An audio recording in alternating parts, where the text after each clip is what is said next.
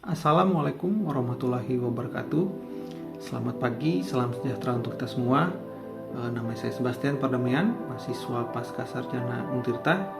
Pada kesempatan hari ini, saya akan mencoba menjelaskan salah satu topik menarik terkait e-governance yang dihubungkan dengan tempat saya bekerja, yaitu penerapan aplikasi Sistem Informasi Pemantauan Tindak Lanjut atau SIPTL di BPKRI. Bagaimana penerapannya dan bagaimana aspek-aspek e-governance yang diterapkan di SIPTL, mari ikuti penjelasan saya. Kita akan membahas terkait penerapan aplikasi SIPTL di BPKRI sebagai bentuk penerapan e-governance di lingkungan BPKRI dalam rangka pelaksanaan pemantauan tindak lanjut hasil pemeriksaan BPKRI.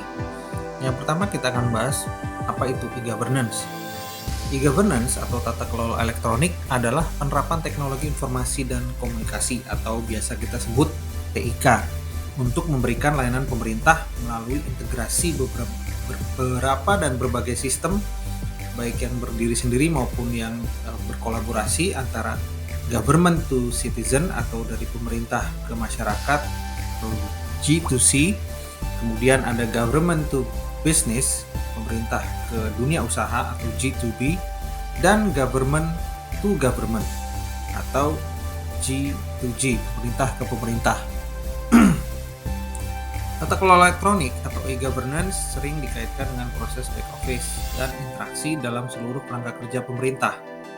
Melalui e-governance, layanan pemerintah yang tersedia bagi masyarakat antar masyarakat pemerintah ke bisnis dan juga pemerintah ke pemerintah lainnya diharapkan dapat dilakukan dengan cara yang nyaman, efisien, dan transparan.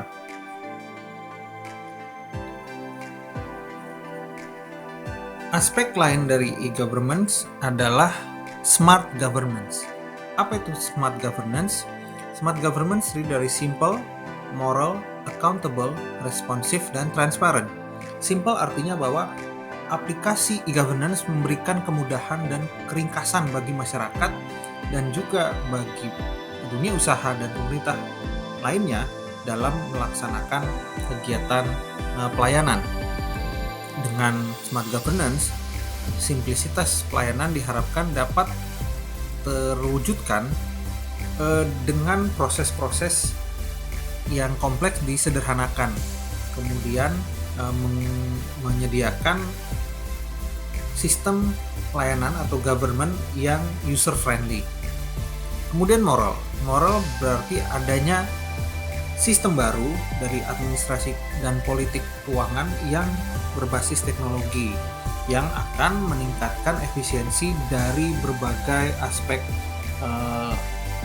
perangkat daerah di pemerintah daerah maupun di pemerintah pusat. Kemudian accountable atau akuntabilitas. Dengan e-governance diharapkan dapat mengembangkan sistem manajemen informasi yang efektif dan mekanisme penilaian performance atau penilaian kinerja yang lebih baik untuk memastikan akuntabilitas fungsi-fungsi pelayanan publik. Kemudian responsif.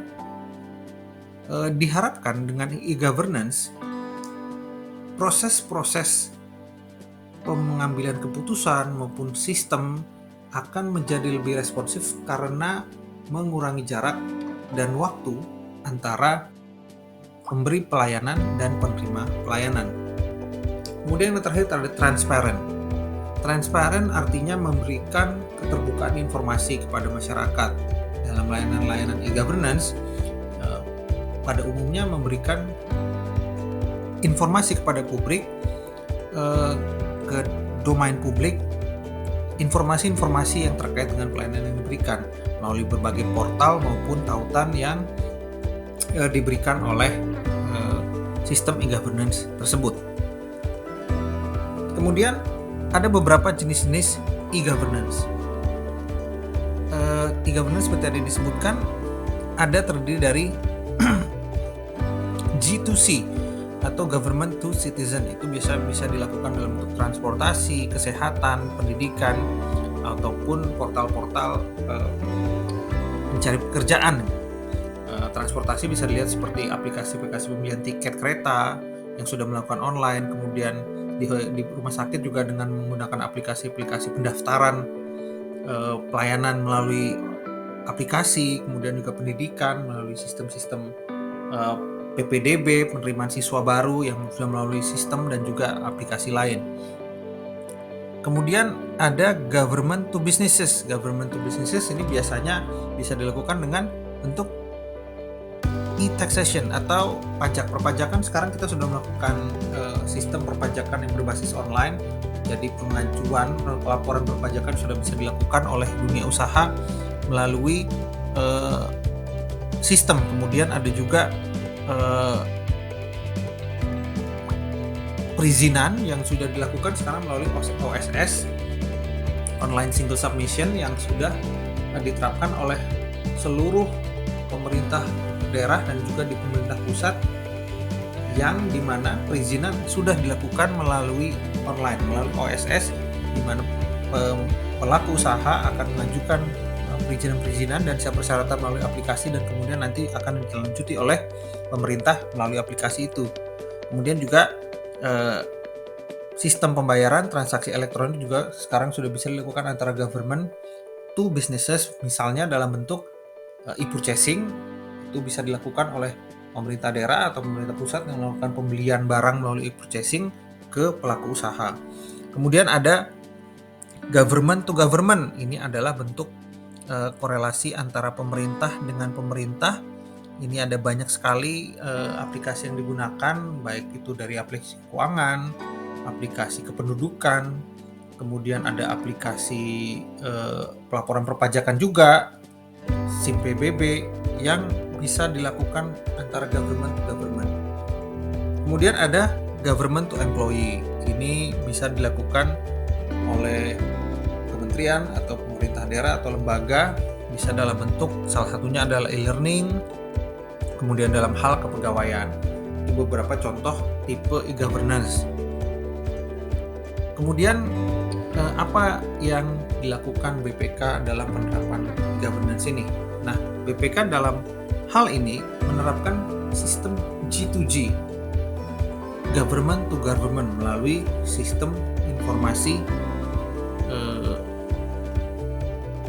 pemantauan tindak lanjut BPK RI. Seperti tadi sudah dijelaskan jenis-jenis e-governance. Yang akan saya bahas adalah SIPTL yang merupakan penerapan G2G, government to governance. Apa itu sistem informasi pemantauan tindak lanjut? Secara singkat, SIPTL adalah merupakan suatu sistem yang dikembangkan oleh BPK RI untuk memantau pelaksanaan tindak lanjut hasil temuan BPK melalui rekomendasi.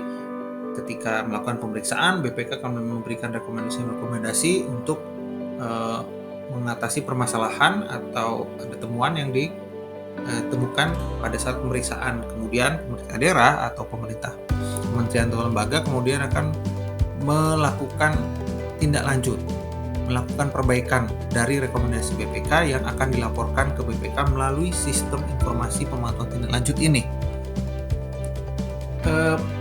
Pembahasan mengenai SIPTL akan saya lihat dari beberapa aspek e-governance, yaitu better security, simple and efficient, transparent and accountability, expand reach of government, dan juga cost effective.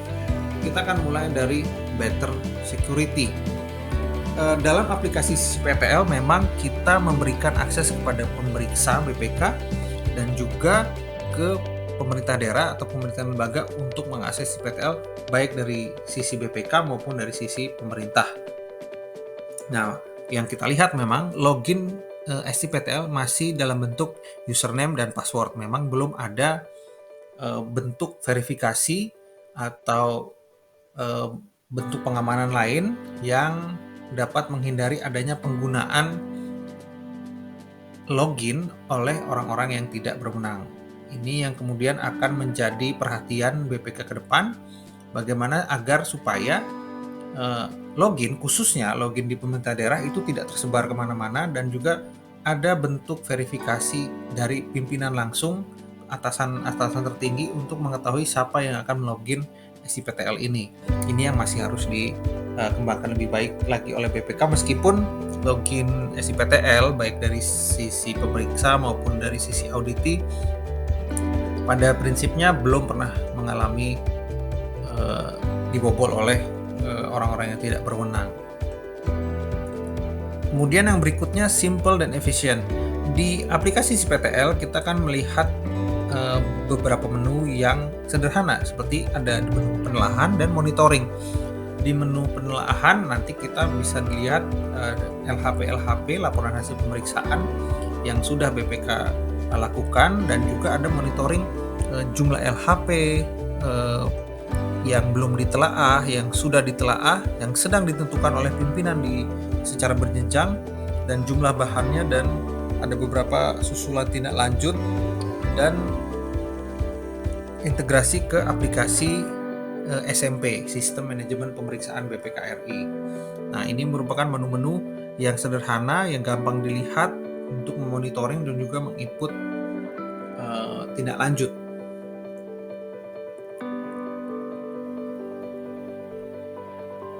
Nah, kemudian ini ketika kita masuk ke dalam salah satu LHP atau rekomendasi, kita melihat bahwa informasi yang ditunjukkan juga cukup sederhana dan mudah dibaca. Ketika kita bisa lihat itu ada rekomendasinya, apa yang menjadi rekomendasi BPK, kemudian di bawahnya itu merupakan tindak lanjut dari pemerintah daerah.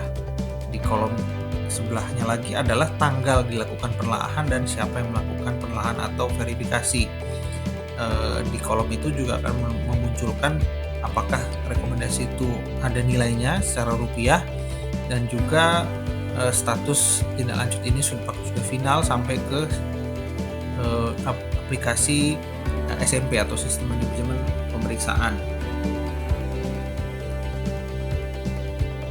Nah, kemudian di dalam ketika kita melakukan penelaahan tindak lanjut, bisa dilihat kode-kode jenis temuannya secara ringkas apa, rekomendasi apa, dan juga statusnya, dan juga nilai temuan dan nilai rekomendasinya. Di sini pemerintah daerah akan menginput tindak lanjut yang sudah mereka lakukan di aplikasi SIPTL. Inputan itu dilakukan dalam bentuk uraian apa bentuk tindak lanjutan, dan juga dokumen tindak lanjut apa yang sudah mereka lakukan harus di-upload di aplikasi SIPTL ini. Nah, nanti kemudian penelaah dari BPK akan mengunduh atau mendownload dokumen-dokumen pendukung yang sudah di-upload oleh pemerintah daerah sambil melihat apakah sudah cukup. Kemudian nanti pemeriksa BPK akan memberikan atau menuliskan hasil penelaahan dari dokumen-dokumen yang sudah dilampirkan dan memberikan alasan dan informasi terkait status yang ditetapkan, apakah sudah sesuai dengan rekomendasi, apakah belum sesuai dengan rekomendasi. Di sini akan bisa dilihat juga oleh pemerintah daerah atau auditi kira-kira apa yang menjadi kekurangan dari tindak lanjut mereka untuk dapat memberikan tindak lanjut yang sesuai dengan rekomendasi. Kemudian saya akan membahas juga tentang transparansi dan accountability. Nah, salah satu aspek ini merupakan aspek yang paling diperhatikan oleh BPK, karena